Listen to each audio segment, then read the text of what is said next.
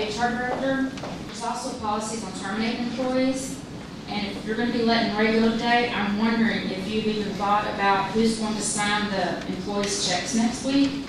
There's a process that takes more than a day to change, and I'm processing payroll on Monday and Tuesday, and these employees will not be happy, and neither will the labor board if we don't have checks out in a timely manner.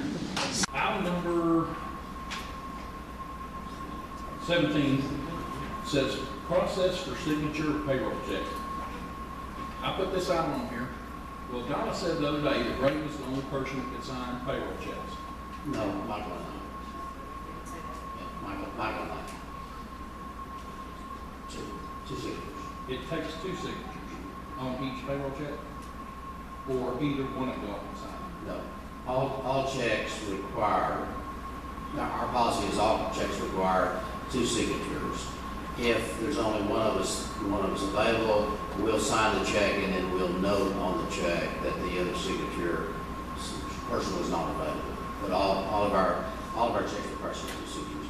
So just a couple of comments on this. We think it's entirely appropriate that a couple of board members be on our signature card.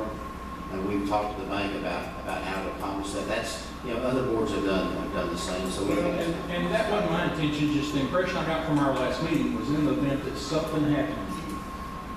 Let's say car crash, whatever. You're sick, blah blah blah. Are you going to pay off? whatever that scenario is, how that plays out. All right. That we would be bound up and not have a plan B. And that was my only reason to put it on here. Nothing malicious in it at all. Just, trying to be proactive as coming up with a solution.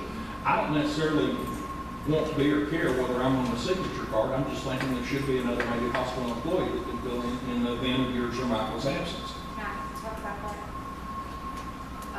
Ours are signature cards for payroll, and she has one also for AP. And so as long as he is an employee, I can run the payroll, no problem. He can look over the payroll and check it off, and we can send it on. But if you was to remove him as an employee or Michael, we would have to change our signature card, which is a stick, that we'd have to send off to First Financial Bank. Right. And it would send it back with the new person on it. That was my point. We would have to put that in place ahead of time to have his signature put on our check. You see what I'm saying? Now, if he was to have an accident or be ill, we could still run that in Right. his absence, but not if he's not an employee or Michael's not an employee. Oh, I understand. I was Yeah. under the impression you sign checks like you do at my house with the If you were going to, Anything under $6,000 is auto. Has to have is a auto signed. second Anything over signature. 6,000 has to have 2 manual signatures. yeah, add it to their signature. Well, in that case, So if something was going to happen in confidentiality, I would need to make arrangements to have payroll done through a new signature card. no. That was just my only concern, that it was bound up, and I'll be real honest with you, there was places I worked in the past, back in rubber stamp days, that there was a rubber stamp with chip signature on it, but I can tell you where that stayed. It didn't stay sitting on my desk. That sucker stayed someplace else, because, No, okay. and I'm the only one that has the password. She's the backup password. She has her own password to use on mine, and I have my own password to use on hers.